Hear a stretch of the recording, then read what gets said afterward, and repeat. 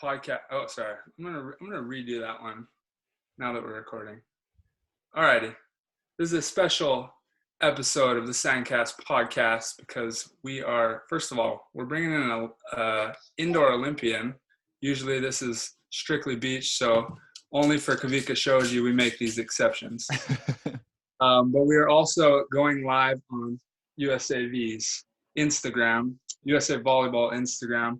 And before we start, I want to say that because we're going live on USAV's Instagram, what we say here does not necessarily reflect the views of USA Volleyball. It just reflects the views of us. And with that being said, Kawika Shoji, welcome to the podcast. Thanks, guys. I'm honored. One of the few indoor guests, and it's a joy to be here with you guys during the quarantine, getting out of some daddy duties for the next hour. So thanks for that, boys. And happy to discuss some indoor, some beach, see where this goes. Dude, it's nice for me to see you right now with beautiful Manoa in the background. I know I got to spend a good amount of time at that house growing up. I'm just picturing a few rainbows dropping in on our podcast. You know how it is in Hawaii. We got a few morning showers, light trade wind breeze, about 76 degrees Fahrenheit. There could be a few rainbows coming in the background for you, Try. Oh, I missed it. Dude, I wonder if any of the listeners would know who the first indoor Olympian we had on the show was, actually. Yeah, I know who it is. I don't think it was more of a cameo. Yeah, it was just a quick pop-in. Mika, do you know? I don't. The one and only Murphy Troy. Murph Dog.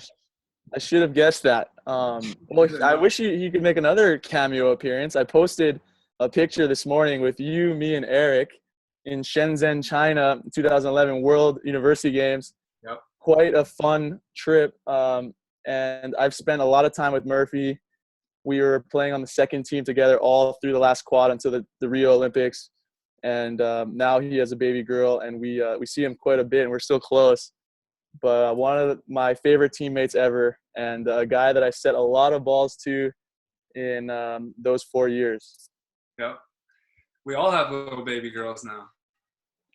So it's amazing. We're gonna have our own little club team in a few years. No, we're gonna have a full indoor team. Full indoor team, then we're gonna have a beach team too. Yeah, exactly. It's just the next generation of outrigger. Like, this generation is like all the guys. The next one's gonna be everybody's baby girls just coming up and taking over the world. That's really how it is. It's so cyclical. It's so generational. You know, you as you can see right now on the indoor and beach side, there's a lot of Hawaii guys.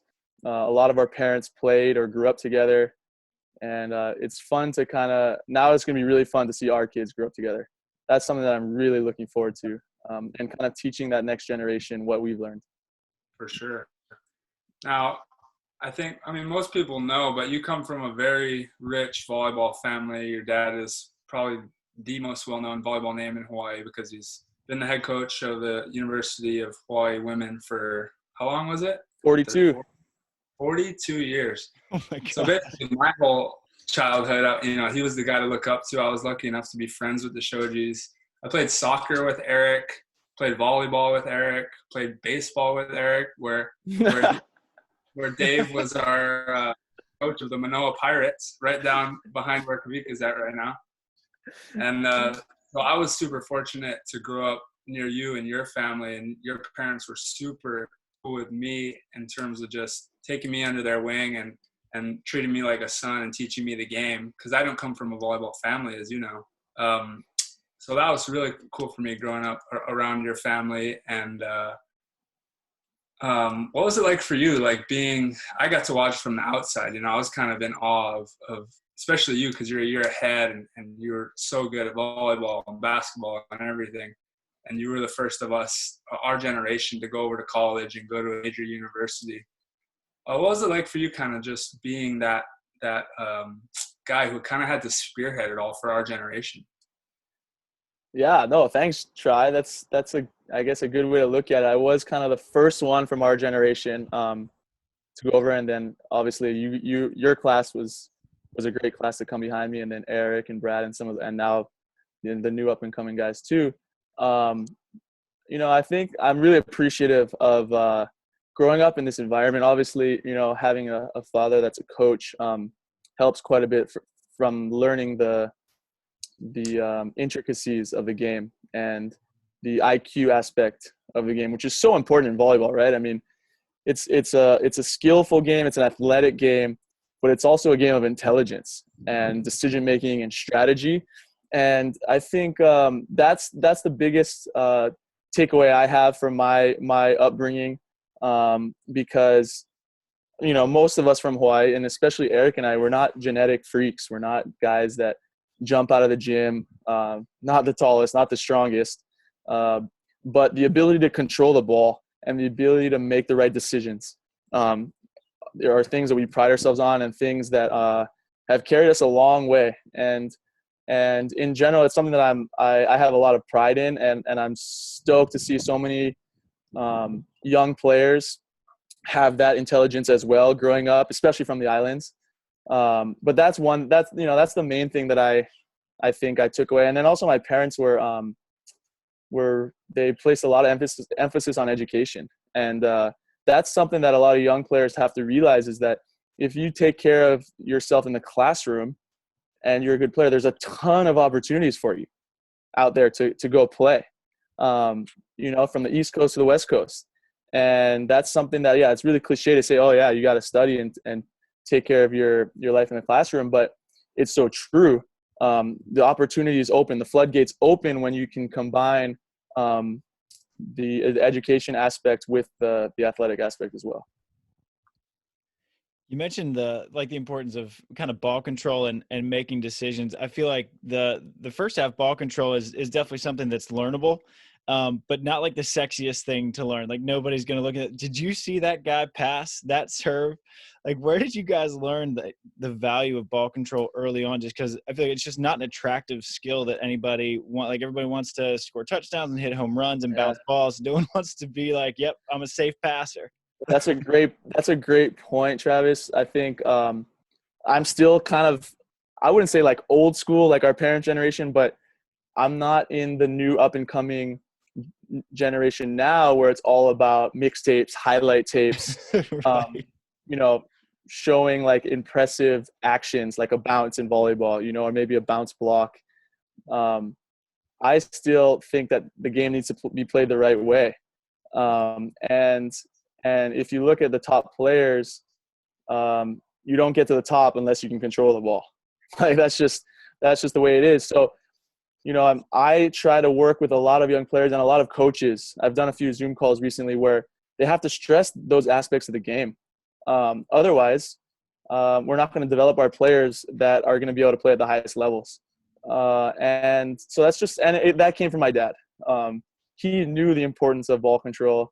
He was really skill focused, old school in that way, a lot of repetitions. Yeah. And it can definitely get a little monotonous for sure. But if you don't put in those touches, those hours, just like anything else, you can't master whatever skill you're trying to master. And so if there's any listeners out there, young players, you just have to find a way to, like Tri says in a lot of his posts and podcasts, is like, you got to try a way to find a way to touch the ball and feel the ball. That's something that we don't necessarily talk about or understand. It's really a feeling of the ball in all skills.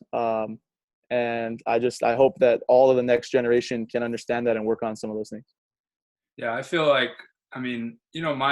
our class right below you, we were a bunch of knuckleheads just running around, and like we wanted to do anything and everything and just go to practice and screw around a lot. We didn't really learn that discipline until later.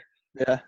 Your dad ran practices for us that were just all ball control based, and we were, we just wanted to bounce balls and block and all that fun stuff. And to be honest, I don't remember your dad or pretty much any of the coaches out in Hawaii stressing, this is how you block, this is how you hit. They're like, we know you love hitting, we know you love blocking, you're gonna learn that naturally. You need to be really good at passing, digging, setting, all those other intangibles. And then for me, that was probably the reason I'm here today is because I had coaches like that teaching me ball control. Because in Hawaii, I was pretty tall, so I had to play middle for our club team, if you remember. That's right. So then I'm learning how to block. You're a great middle, dude. I loved it. Power tipping everywhere. But I got to block and be a middle blocker and learn that position. But all my reps were coming from passing and playing defense. So when I went to high school, I was an outside hitter. When I went to college, I was an outside hitter. I could play opposite. I could be the backup middle. I could really do anything. And then once beach came along, it was like, that's exactly how my game's built, is to play every position, block, pass, defense, whatever. Absolutely. I'm lucky. Yeah, I think that's a great point. You never limited yourself by specializing too early. This is another huge topic amongst coaches and parents and kids right now. And I'm really not against specialization at an early age. Or sorry, I'm against specialization at an early age. At some point, yeah, you got to choose your position. It's funny because you have a lot of guys on the national team even who didn't play in their position full time until at some point in college. You have I hit until sophomore or junior year in some matches. Micah Christensen hit at some points in his college career. Obviously, Micah too recently. Rich Lamborn, Taylor Averill. Averill had multiple positions in college. So it shows you that having this different skill sets is just so beneficial. And you don't necessarily have to specialize too early, but also other sports. I mean, you played a ton of other sports. I played basketball and golf. Micah Christensen, Erik, the guys from Hawaii, a bunch of other guys on the national team, Jim, played basketball. So these cross-training sports as well, I think, are huge. I mean, you learn so much about yourself in other environments. You learn how to compete, obviously for the physical benefits as well, but for the emotional, psychological toughness you learn in different situations is huge for a young athlete. So I'm a firm believer in that. Yeah. Well, one thing I think that still blows my mind to this day is that so many of us volleyball players played basketball, and like I want to say Spencer and Micah Christensen were all Hawaii Player of the Year in basketball. Yeah. The volleyball players really do cross-train, and obviously volleyball players tend to have more size in Hawaii, right. so it works out for us. I don't know if that shows you how good we were at basketball or how bad. Well, it definitely shows how bad Hawaii basketball is. But I will say that, Micah Christensen was is still a very good basketball player. Yeah. Spencer was too. I got it around because of just how smart I was on the court. I wouldn't consider myself a basketball player, but I want to go back to what you mentioned, like how your group of friends was kind of you guys were a little bit more rambunctious group, right? Yeah. We weren't looking to be focused at right. And I think it takes the right coach to be able to focus you, but also it's not a bad thing to necessarily be that type of person at that age. I think you have to strike the balance of finding your joy and your love for the sport, your creativity in the sport, and then also your work ethic and I guess professionalism or seriousness in the sport as well. So I think striking a balance. So I'm me, I'm always a little bit more on the serious side. My brother's a little bit more on the joking side, laid back side. Everyone has their own niche. Everyone has their own style. We all kind of balanced each other. Exactly. And so a lot of people ask, like, what does that look like? And I think everyone can blaze their own trail. But you do have to work on the different skills that it takes, and you have to work hard at them. And then you have to also develop a sense of a strong mentality. Yeah. Do you feel like that's something that you develop from a young age? Because like you said earlier, you're into golf, and like you could tell that you've always kind of been, you're the captain of the basketball team. You've always been challenging yourself as a leader, and like just to be focused and serious about what you do from a really young age. Do you think that was kind of because your dad, or just the way you like the game? That's a good question. I think it's probably mostly because I've seen my dad in his environment from an Yeah. early age, Right. and just been around that culture. And he's more of a serious guy too. And so just learning some of the leadership that he modeled, and how to communicate. These are all like really, really valuable lessons I think that I learned at a young age that I take a lot of pride in. And yeah, I'm thankful for that. But I do think it's something that I don't think it's something that you're necessarily born with, but I think it's something that you observe, and then Right. you Right. can kind of pick and choose as you grow up, kind of how to adapt things that you learn to your own style. Yeah.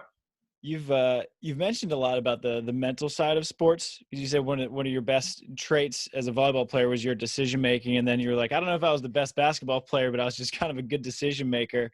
How do you develop that mental side of the game? Because I feel like that's almost sort of a new fad that's happening that really wasn't big in the past. Kind of just like mindfulness and making good Yeah. decisions on the court. Like when were you exposed to that? I feel like your dad was probably like such an influential part of just how good of an athlete you became.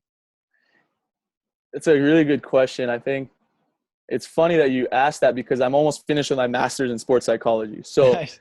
the mental aspect of performance psychology is something that I'm really interested in, um, and have a passion in, kind of on the side of being a professional volleyball player. But obviously I can incorporate some of that work into my own performance. But I do think that it's something that people are more aware of now, than even when I was a kid. I think naturally, depending on the environment that you grow up in, you learn some things, you learn some skills. And now it's something that people are stressing more. Like, I mean, for me, it's like, why would you spend all of your time training physically and getting better in the physical realm of performance if your mind, your brain, or your mindset isn't right, and you tend to always screw it up when you perform? Like, why wouldn't you look into that aspect of performance to be able to aid in what you're working on physically? I mean, there's so much, there's such a psychological component of everything in life, but in performance, that I think that it would be a shame if athletes didn't actually look inside, look at themselves, and look at how they could improve themselves from that perspective. Yeah. Do you think, I mean, because at the Olympic level, pretty much everyone can pass, set, and hit, right? So do you think it's the mental side of the game that kind of makes the difference between like you making the roster and you not making the roster at this point? That's definitely part of it. I mean, we talk a lot about margins in international volleyball. It's literally, there's probably 7 or 8 teams that could win a gold medal in any tournament. And a lot of it has to do with mentality, trust, and being able to refocusing after mistakes. And then the physical aspect, to be honest, right now it's all about serving in the men's international indoor game. If we serve really well, we're going to win 98% of the matches that we play. And if the other team serves better, then if the other team is a top team, then it's going to be tough for us to win. Yeah, I covered the UCLA Long Beach State National Championship not this past year but 2 years ago, and so UCLA had gotten pretty much won the first 2 sets almost exclusively on serving. Like they were just bombing and going off, and then the last like 3 sets they started missing, like, I don't know, maybe half their serves. And after the press conference, Farrell was like, not answering a question on serving. They have the green light. It doesn't matter if we're missing, we're bombing away anyway. And that was it. I feel like it's probably a similar mentality at the top that he's kind of trickled down. Yeah, every coach has a different, I guess, serving strategy or philosophy. Ours is really that we want to be the most focused serving team, and to be able to go back and be completely focused on your skill, because it's a closed skill. It's the only skill in volleyball where nothing else affects what you're doing. Right. You have the ball, you're going to toss it, you're going to either jump or stand on the ground, and you're going to serve the ball without any other thing influencing how you do the skill. And Unless so, what is that? We got the wind out here on the beach. True. You got the win. I still think it's a close skill, but yeah, you're right. That's a different element for sure. But from a psychological standpoint, it's just you and the ball pretty much. And so, yeah, everyone's going to have a different serving philosophy. I mean, we want to go back and be aggressive and be able to focus on you and the ball and just doing your job, no matter what's going on around you. Yeah. I think about that same thing on the beach. It's interesting because I even see it with Reed, and I see it in his posts and how he talks about serving, and he's kind of brought that approach to the beach, and I think it's worked well for him. But then, like last night, I was watching the gold medal match from Beijing with Phil and Todd winning the gold, and I just see Todd just throwing lollipops in, because on the beach, you know where the ball is going to go, and you can set your defense up to run plays, whereas indoors, they're coming at you. And so it's kind of interesting. That's a great point. Balance. That's a really good point. And I think also the 4 attackers coming at you with 3 blockers on the indoor side, sometimes 5 attackers if you include the setter. So I think that maybe, and I haven't really thought about this too much, but maybe from a blocking standpoint on the indoor side, maybe it's just a little bit more challenging because you're outnumbered. Exactly. And so the serve maybe becomes, obviously the serve is really important on the beach, especially when the wind kicks up. Yeah. But maybe the serve becomes that much more important in the indoor side because offenses are so dynamic, and you're at a disadvantage at the net with more attackers from the back row coming at you. Yeah. Also, I think on the beach you have different types of setters too. So like if I rip a jump serve at one guy, that ball is going to probably be passed high with a lot of spin. And if you know the guy's not a hand setter, that's going to be tricky. Or I can serve short that it's going to be easy, but then you take his approach away, or there's so many different factors. I mean, that's what's fun about it. Absolutely. That's fascinating for me to hear. I mean, I know some of these basic strategic elements of beach, and I've also grown up playing with you on the beach. But things have evolved so much. I mean, things have, and they are 2 different sports with a lot of similarities for a lot of the skill sets, but strategically it's much different. And as a sports fan, and as an overall volleyball fan, and this from our conversation in the past, it's awesome for me to talk to some experts in your field and learn kind of the subtleties and some of the intricacies and the differences. Yeah. Well, I know you and Erik are both big beach fans. You guys are texting me and Trevor on the road. We appreciate that. I don't know how many indoor guys keep up with us, but I think it's mostly the Hawaii guys. Micah Christensen and I are roommates. Shout out to my boy out there. We'll try to catch as much action as we can. When we're on the road watching you guys, we're traveling a lot at simultaneous times with you guys in different places, and just trying to catch streams where we can, following live scores, keeping up on the Olympic race. It's fun for us. It's really fun when you have friends in that environment and putting their whole lives into it as well. And so we can support you and empathize with you in a lot of situations as well. For sure. One thing Okay. One thing I'm curious about. So like you guys are sort of split, the Hawaii crew, which at some point there's going to have to be a documentary made on your guys' childhood group. It's kind of ridiculous, but obviously both the McKibbins, the Crabbs, Brad and Spencer all took kind of the indoor route through college, a little bit professionals indoor, and then they transferred to the beach. Whereas, half of you guys, and now we got, Micah Ma, he's sticking around indoors. What prompted your decision to kind of stay with the indoor side rather than turning to the beach? And I know you're a couple years older, so I don't know what the climate was like indoor versus beach when you were turning pro. That's a really good question, and I think that is and these decisions a lot of young players are gonna have to make and face some of these things. For me personally, I know that my skill set can translate to the beach. And I love playing the beach, and I know that the lifestyle is amazing. But I also love being a part of a team, and I love the travel and cultural aspect of going overseas to play in European leagues and getting that experience, life experience. So it was those two things, and then obviously financially too. When I started to rise a little bit in the ranks of indoor volleyball and continue to gradually take steps forward, my salary kept going up too.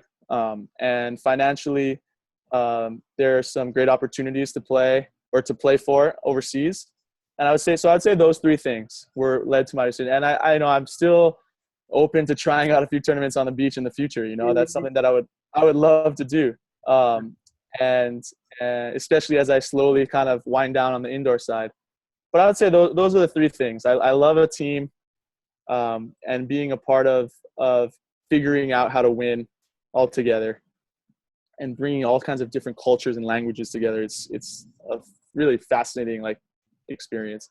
For sure. The life experiences overseas with my family to learn about other cultures, other people, and how to live in another place, and the types of eye-opening experiences and perspectives that you get from others around this globe is that's probably the biggest takeaway with this lifestyle. You really learn a lot about the world and about yourself, and it's awesome. And then the third thing is it's a little bit more financially stable. Yep, I hear you, especially right now. Yeah. Well, we're all everyone's hurting right now for one reason or another. Yeah. So hopefully we can all pull through this time pretty soon. You know. For sure. Speaking of quarantine, we're all in it together. We're all at our homes right now. You're lucky you got to make it back to Hawaii in time before travel bans got laid down. What was it like when you found out? Where were you, and I guess where were you in your season?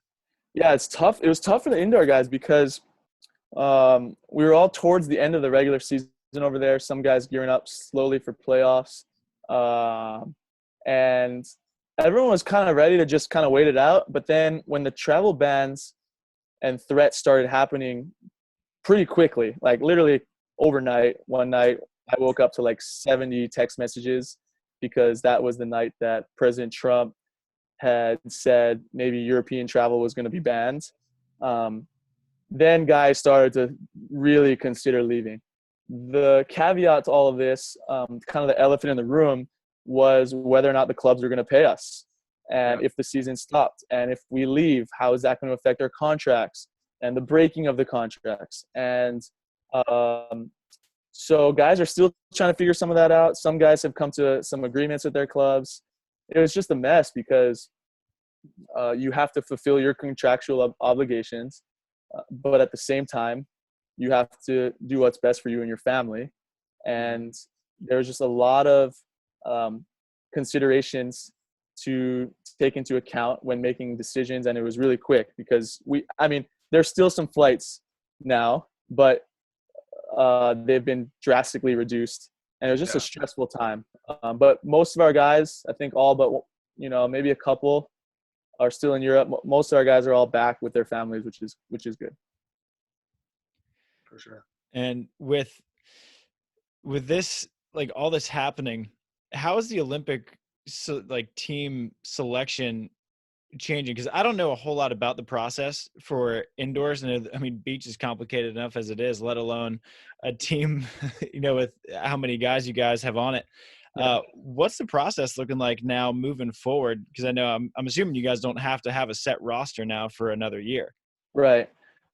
I don't really know exactly the timeline. I think Coach Sproul, it's basically his decision up until a certain point, which might be in, I don't know, May or June of next year. But he also has the ability to name it quite early. It's the staff's decision. They make the final call, and I would guess it would be sometime in, I don't know, April or May of next year. But like I said, a lot of it is still up in the air. We don't even know when we're going to be able to train again together. We don't know what type of tournaments are going to happen before the Olympics, if there will be any.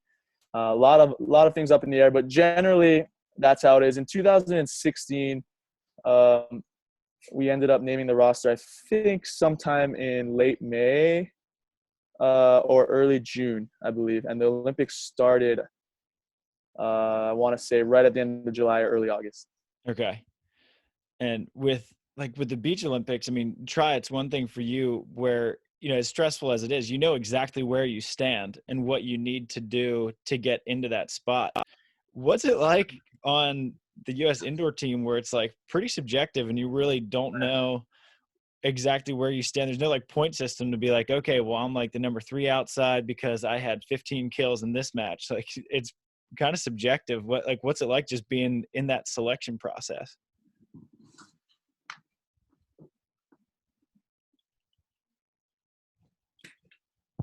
Stressful. I'll answer for him.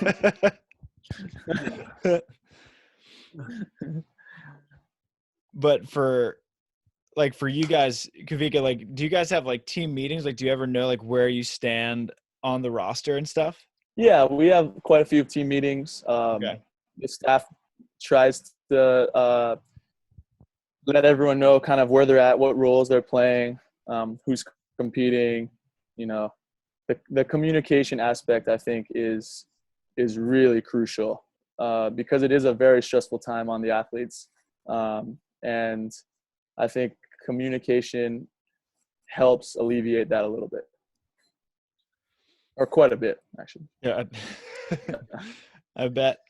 Was how many are on the roster at the end of the day? 12. 12. Okay.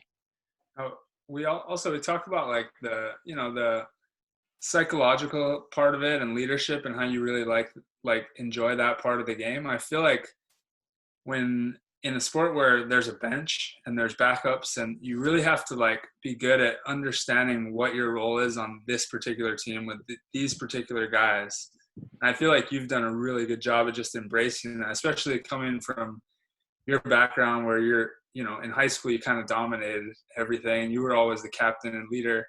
And then last Olympics, it was your turn to step back and kind of be a leader on the bench. And it seems like you kind of embraced that seamlessly. Talk about that a little bit. Yeah, I mean, my roommate, Micah Christensen, he obviously kind of came quickly up the pipeline and is just so talented, and now is one of the best, if not the best setter in the world. And that's just a huge aspect and key to our team.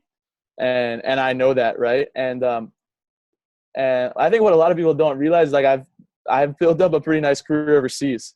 I don't play a whole lot, obviously, with the national team because I'm sitting behind Micah. But there's a lot that goes into that overseas career and performing, and then there's a lot that goes into the things that you can't see, behind closed doors, like in practice and pushing the first team, and then in meetings, and like you said, just developing these different roles that can kind of come together and mesh and create just an amazing team dynamic, which is something that we really pride ourselves on in America with all of our sports teams, especially on our national team. And if you watch us, you really can feel the sense of support when you watch our team compared to some other teams. Guys are really doing a good job of communicating. We have a good group of kind of veteran guys, young guys, different backgrounds, but we learn how to work together. That's something that we really pride ourselves on. So it's just accepting kind of where you're at, knowing your strengths and weaknesses, knowing that, Micah is an awesome player, love him to death. And I'm going to be ready if needed. And I'm going to do all of the other little things to help our team win, help our team prepare. And that's just really understanding yourself, your strengths and weaknesses, your role, and valuing that role and what you do for others. And that service aspect of the role, because we all have service aspects of our life and of our different roles in life. And you have to value it to make them meaningful and to enjoy them. Yeah, I think it's just easier said than done, and you do it Sure. pretty well. Like being the guy when you're overseas in college or pretty much at any level, you're the guy, and then you come back with that attitude to the national team. I mean, that's got to be a huge reason why a coach would keep you around, besides the physical aspects and your abilities on the court. Yeah, absolutely. And I think that guys have bought into that quite well in our national team. I think John and the staff have done a great job of laying out what we value and what are the advantages that we have over other teams. Yeah. And that's one of them, and Americans, we know how to support each other. Right. Yeah, for sure. It makes me think of like the beach. It's so different where our Team USA athletes are basically in no way our teammates. We're not incentivized at all to hope that our other team win, to help them win, to teach them anything. And I think it's kind of a waste, because we have so much knowledge and experience on our national team, yet we're not able to share it with each other. But it's kind of a product of the system. Yeah, definitely. But it's interesting and it's cool. We had like Rich Lamborn on, who kind of talked about how he helps out with the national team because he likes that national team vibe and everyone helping each other get better. But yeah, you really have to try hard to selflessly help the other players on the beach. Absolutely. I think, and I'm not saying that it's good or bad. I just think it's a different situation that you're in, and it would be much harder to develop, to buy into a role that I'm talking about in that scenario, because you have to beat that person, and you don't want to be their roommate. That's for sure. Yeah, I mean, I got that. Mike and I get that question all the time. Like, how are you going to be a roommate with the other setter? And it's like, look, like you embrace it, but think about the advantages that you can have too, having the setters being roommates. You can talk through what's going on in the matches. You can talk through what you see. We can strategize. We can empathize with each other. Right. We can support each other. It's not only that competitive aspect, Of course, in practice, I want to win. Yeah, and everyone's competitive. But then when you get into that tournament mode and tournament mindset, you're on the road. You're all in it together. Yeah. But yeah, I mean, it is really interesting, kind of that national team aspect of the beach, because you can have some great training camps, and you want to exchange knowledge, right? But then you also have to keep things for your own competitive advantage. Yeah. But yeah, you're not never roommating with your brother? You guys together? Where's that guy at? He was supposed to make an appearance. Let's get him in here. Where is he? I don't room with him. We're really close, but typically his roommate is Taylor Sander. There we go. Do you guys tend to keep the same roommate? We tend to. Occasionally we'll here he is. Worlds. Yeah. Erik Shoji. Waking up from a nap? Are we doing this? Hi guys. What up, buddy? I was telling everyone earlier how we played on the Manoa Pirates together and the Iron Eagle Soccer. We played a lot of sports together. Yeah, that's right. Which, yeah, I mean, those were good times. That's why I'm so good at passing now. Yeah, Showed. Baseball had a lot to do with that. I think I was just picking flowers in the outfield the whole time. No, Tri was so fast. Like, he was the fastest player when we were younger. I mean, he's still fast, but so he would just hit it, or like in soccer, just sprint past everyone and just be the best player. I didn't need skills. I just run fast. Yeah, you just were athletic. No, I'm just kidding. Not like now. It's funny that Winging it. It's funny that we were talking about that competitiveness and then us as brothers on the road, because obviously we're here now. What people don't know is 5 houses down. Yeah. We have your partner. Yeah. Trevor Crabb and his brother Taylor, who are right in the middle of the Olympic qualification battle against each other. And we were just talking about supporting each other, not supporting each other.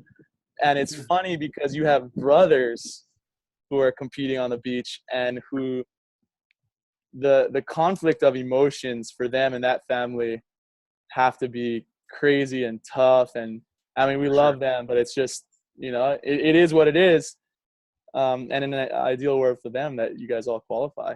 But they do live about a little lob wedge down the road for me. Yeah, legitimately throw an apple at their house. Yeah. Taylor came up and sprinted the hill with me a couple weeks back. So we did a little cardio training. But yeah, they're just down our street. Dude, yeah, I think those boys, they struggled with it a little bit, that brotherly rivalry and competing. Oh, do they live together still? Yeah, they do. They're way better with it. They talk every once in a while, so they're all good. They yell. They probably just yell, actually. Yeah. They still think that they're better than us in ping pong, but no chance. I would be you guys all day. I've seen it.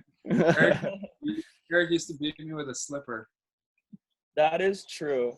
We were resourceful back in the day. If there weren't paddles, we played with anything. Head volleyball.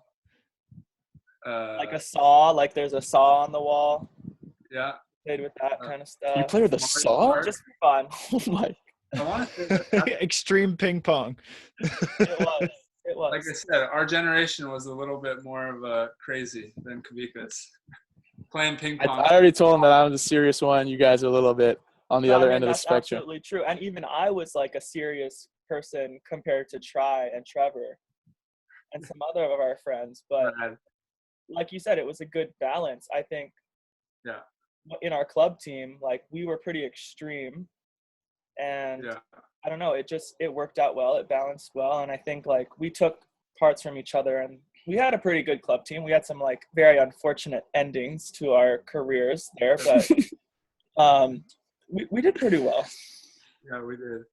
It's funny because I feel like your dad had to like really consciously adapt to coaching us. Like he'd be all serious with his UH team, and even with Kawika's team and Spencer and Riley and them. And then he'd have to come to us and be like, okay, I'm just not even going to try to control these kids. Let's just make them pass and learn ball control, and then just let them go and play, because there's no point in controlling it. He's like, he had to change when he came and coached us. I would say that's pretty true. I think as a coach, you do have to adapt to different types of players, and some coaches do that way better than others. And I think we drove coaches crazy. Like we literally made Mike Seeley, one of like the most Zen master people in the world, like scream at us. And that's the power of meeting us. Yeah, I think we're so influential. Okay. Influential. We justify it to ourselves like that. Yeah, we just cause a lot of problems, basically. You're welcome, Mike, for being so influential today. Yeah. So, Mike, you're a better coach because of these kids. Trying. Oh man. What I'm wondering but is, shout out to Seeley though. Shout out to Seeley. He was an assistant for my dad back in the day, and he coached all of us on and off a little bit, and he was a great setting coach for myself personally. But shout out to Mike Seeley. What's up? What I'm wondering, say if you and Trev qualify and Taylor and Jake qualify, I mean, how many Hawaiians could that be on one Olympic team? We'd have 3 on the beach, and then how many are on the indoor team now? We could have three or 4 on the indoor team as well, and wow, pretty crazy. That would have to be like some kind of record for most volleyball players from one state. Tiny little state. I hope so. I think so. California's got to have that one beat. Hey, I got 2 questions for you. You've been interviewing us, Let's go. One, I want to know what the daily routine is with you now in quarantine with the baby. Yep.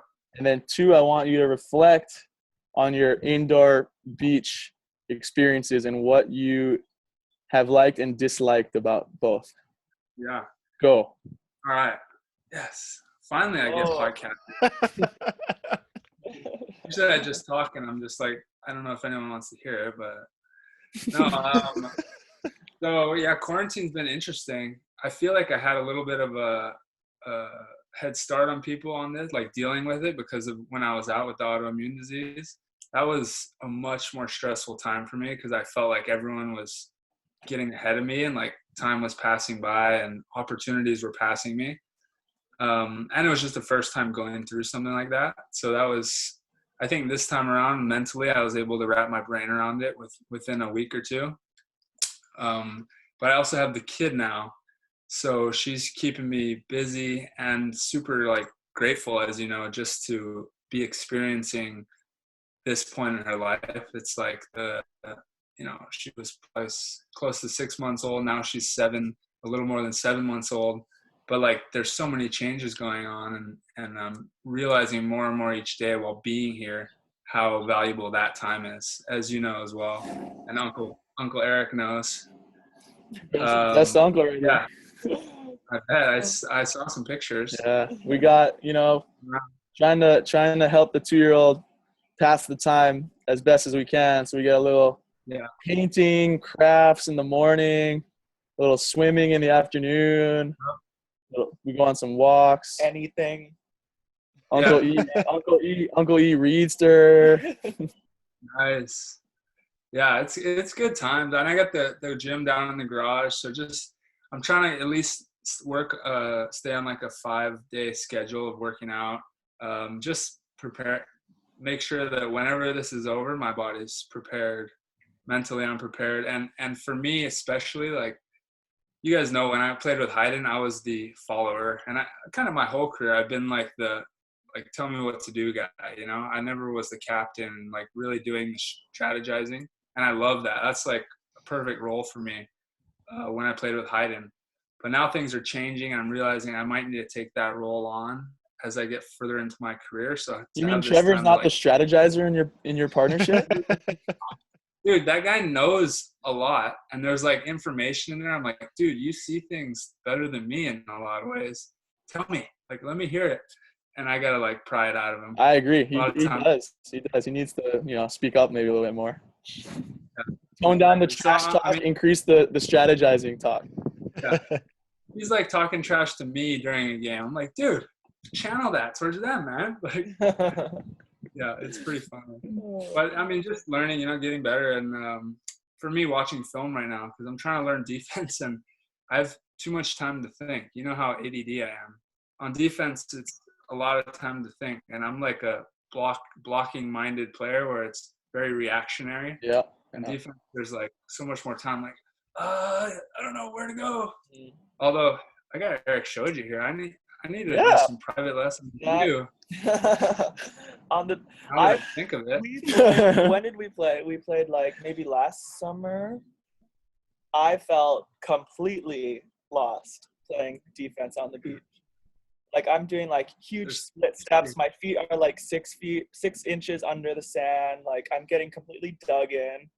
It was rough. And so like, to that private lesson request. I don't feel like that'd be beneficial.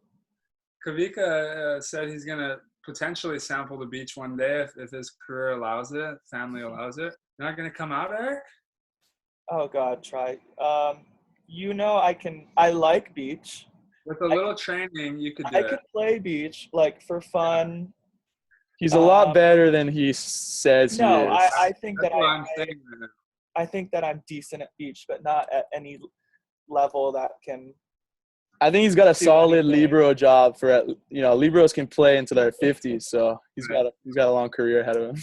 I will say, like, I don't know. We were good when we were younger, but I definitely beat you, and I beat Trevor, and I beat Try. That is. You said me? Well, you didn't.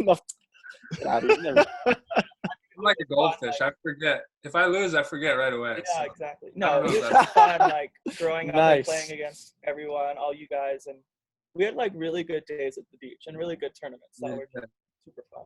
Well, I just remember playing. First of all, I could win a pro match with you now. Second of all, I agree. I remember playing with you when we're kids, and there would just be the longest rallies ever because you dig everything, but then you'd like tape hit it, because you're not getting up quite as high. Like, put it away, Erik. You dig everything. Make the read. Shots were like my best friend sometimes. They would just have perfect, like, right over the net tape shots and would go for kills. No one expected them. But he was the best at setting up the partner on two. Oh, totally, Because he absolutely my strategy. He could control the ball so well, you know? Yep. Which is huge. Like, that's what we could easily win off of that alone. Heiden's probably the best in the world at that, I think, setting off the dig. Mm-hmm. So me and you, Erik, just like club days where you're setting me the quicks out of the middle. Yeah, that's true. You know, I would love to play an AVP qualifier or something, but whoa, there we go. It's out there, people. I need a monster at the net. Try Bourne. Let's go. Bourne, we got to get Murph Dog out of retirement. Oh God. Hey, Travis, there's not enough sunscreen in the world to keep Murphy Troy from burning in a long That's true. beach event. Murphy Troy is the first guy to make me feel tan in my life. I was that guy my whole life, and then I came up and met him. I was like, yeah, I'm going to keep this guy around me as much as I can. That's Murph Troy and Dave Smith. Dave Smith. They were Dave Smith. They were going for the whitest guys on the team in 2016. Do you think that that one of the tougher parts about indoor guys who are at that top level, like you guys are, making that transition to beach, is the drop down from being at the Olympic level, winning a bronze medal like in 2016, to dropping down to the beach where you'll have to be in a qualifier? Like Reed's first qualifier, he was like seated 64th or something. Like, is that like kind of a tough thing to swallow for indoor guys making their way out to the beach? I think so. I mean, I think that if you really don't truly understand the games and the transition, then you're probably in for a rude awakening. And that pride, you know, you can't go into it with too much pride. I mean, I haven't experienced it yet, so I don't really know, because there is a big learning curve. Now, some people are able to beat that learning curve faster. There's no doubt about that. But initially, yeah, I mean, you have to strip that pride down and just be a learner and willing to work at it. But I think that there's a lot of players that can do it. It's just that understanding, that patience necessary. Yeah, and now there's always the great debate over what indoor position transitions best to the beach. What's y'all's vote? Ooh. That's a good question. I don't know if you could. I mean, I would probably say setter and outside hitter.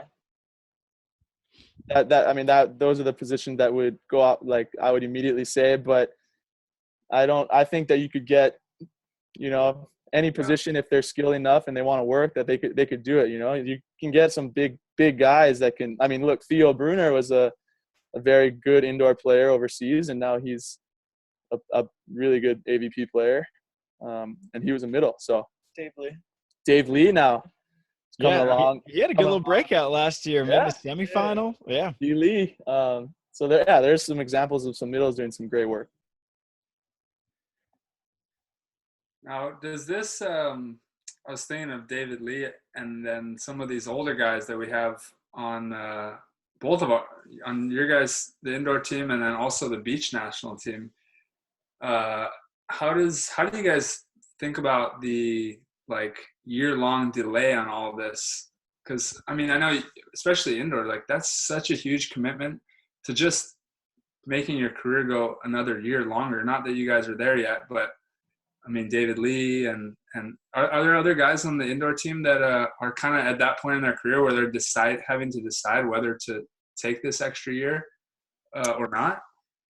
Yeah, I think there were a couple of guys that were kind of like, okay, after Tokyo, maybe I'll go one more professional year and then I'll stop. Yeah. Or maybe after Tokyo, I'm done.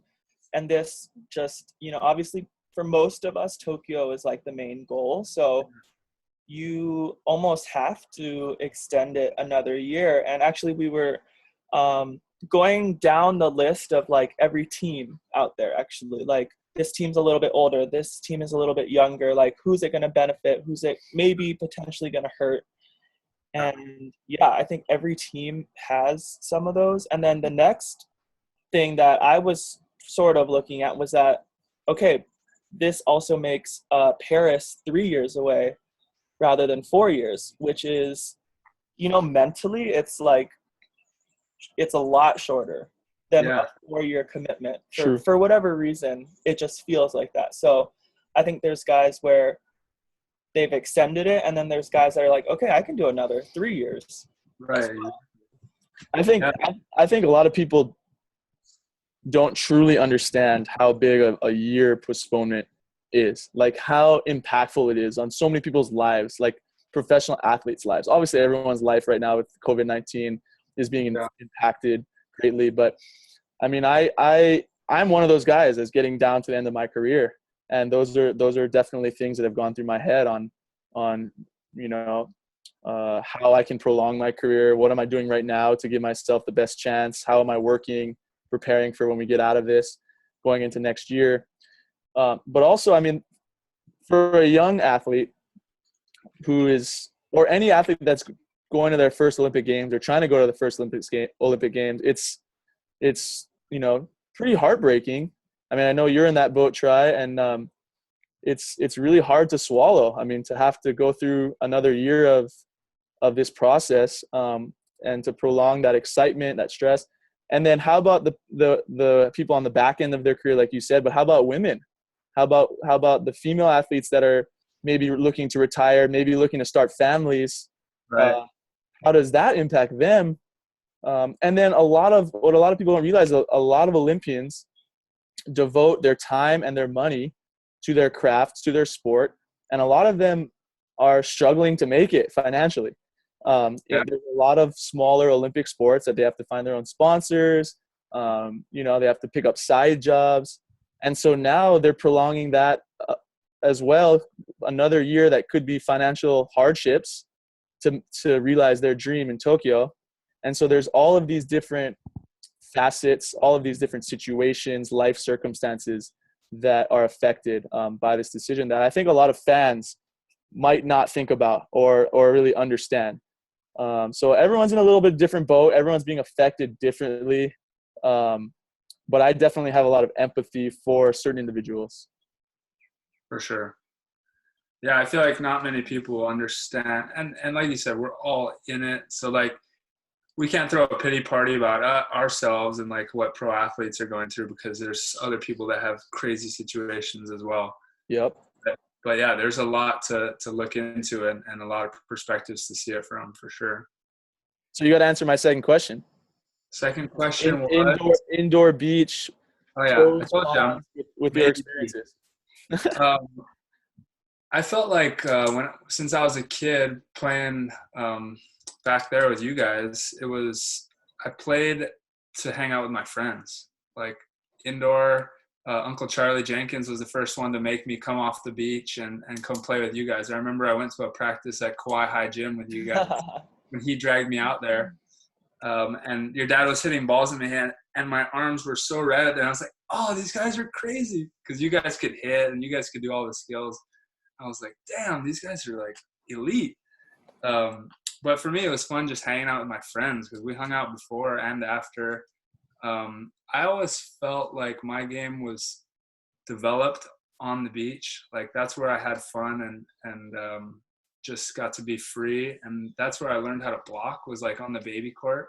At a young age, we're able to like press over. That's what was so important about the baby court.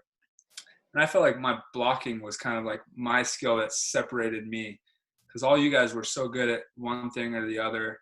And I was kind of good at everything because I was with you guys, but I feel like I learned blocking. And then when I was a little older, I won some tournaments with Riley, some of those opens, and that got my confidence. Like, wow, beach is my thing. That's my jam. And then I beat Alika Williams in the Daddy Hayne Open at Outrigger. Biggest win of my career. No, but that was like, because that was the moment where like I won something alone, because that was the open of the 4-man team. And I think I just always had in the back of my mind like that I love beach and beach is my thing. So when it came back around, it came full circle after playing pro, and then I just trained and played for fun, and then Hayden picked me up. It was like a no-brainer. I'm a beach guy. I'm gonna go do it. But indoor was huge for me because I learned how to play under those pressures. I learned how to play on a team. I got coached. I never got coached on the beach until I was basically professional. So I'm super grateful for indoor. I feel like my beach training helped. Like I would be blocking on the beach a lot all day, having fun, and then we'd go up sandy to practice. But then I could translate, like I feel super good blocking indoors because now I'm jumping off hardwood. And so, I mean, the beach helped my indoor game tremendously and vice versa. But I think we all kind of knew that I'm kind of a beach guy, and same as Trevor. Like he was a beach rat. He always kind of complained indoors. He just wanted Erik to set him tight X's so he could bounce it. I can't even believe he can block nowadays with how bad he was with your kids. No, it's true. That's true. Yeah, because Trevor was afraid of the ball back in the day. No, Trevor was, I mean, love you, Trevor. Literally scared to block. Yeah. Well, and play defense. So it's like when I watch you guys, I'm like a little bit stunned, but also like very happy that he has improved. Exactly. And Trevor knows this too. Back in the day when I was like watching you guys at JOs, we were always having arguments, this and that, going to team meals and stuff. I was the one that pushed Trevor. Like obviously other people did too, but I had like told Trevor that he could be a great volleyball player when he was like 15 and that he should go play college. I mean, he was still set in his basketball ways, but you know, I always believed in you, Trev. I always believed in you. Well, I feel like a lot of people, like, I want to say, Peter Balding was your guys' coach, Erik, at Punahou. Yeah. And he was trying to get Trevor to play, but Trevor's like, no, I'm going to the NBA. And we're like, no, you're not. Trevor never played high school volleyball. Yeah, he didn't play high school volleyball just because he didn't want to. He could have. True. He wanted to play video games. I think Trevor still owes Riley $100 because he bet him $100 that he'd make the NBA. I think that bet's still outstanding. Yeah, he ain't getting paid. Trevor's gonna say he's still got a chance. Oh, nice, boys. How about at the end we just we usually ask like for if you had some advice to give, but for this episode, you guys have any tips or advice for people who are also dealing with quarantine? Maybe young volleyball players out there who are dealing with the same stuff we're dealing with? Ooh, we've actually talked about this a little bit.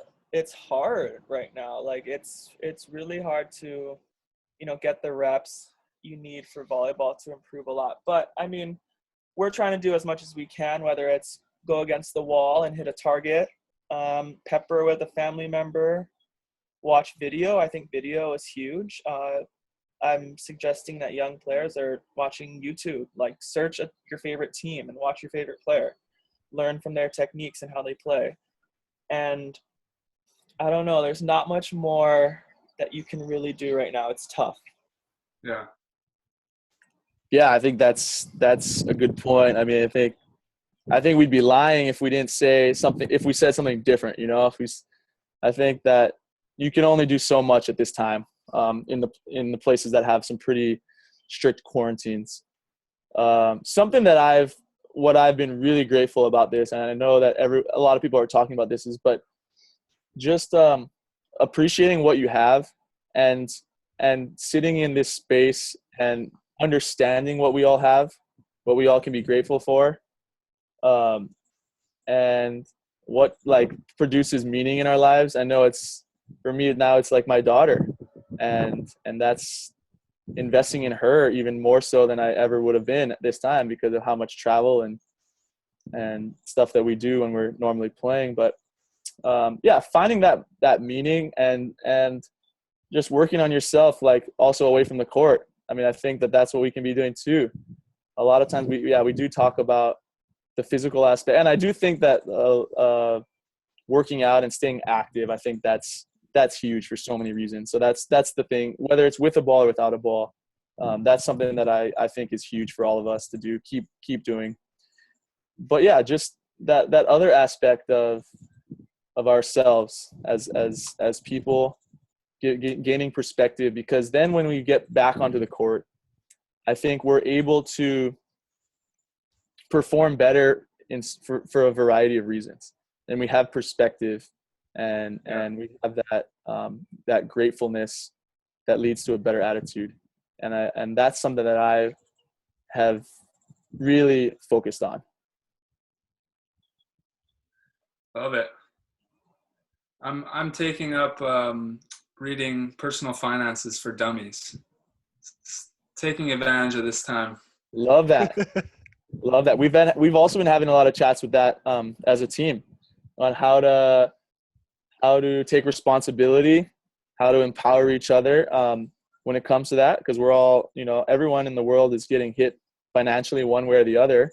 And that's a great point, right? Finding other passions, reading about other things, doing research on another, sector of life that that maybe you're interested in, but you don't know a lot about. That's really interesting to me. I've been doing a lot of research into healthcare and, business ideas in healthcare, different healthcare policies. I have no idea about that aspect of life. That's something that I just was like, you know what? I'm going to go down that YouTube hole. I'm going to read some things and learn more about a subject that I don't know about. Dude, there's a show on Netflix called Explained. It's been blowing my mind. It just explains random stuff that you'd never think you would like really get explained to you. Yeah. Interesting. Why not? It's fun. We can take advantage of this time.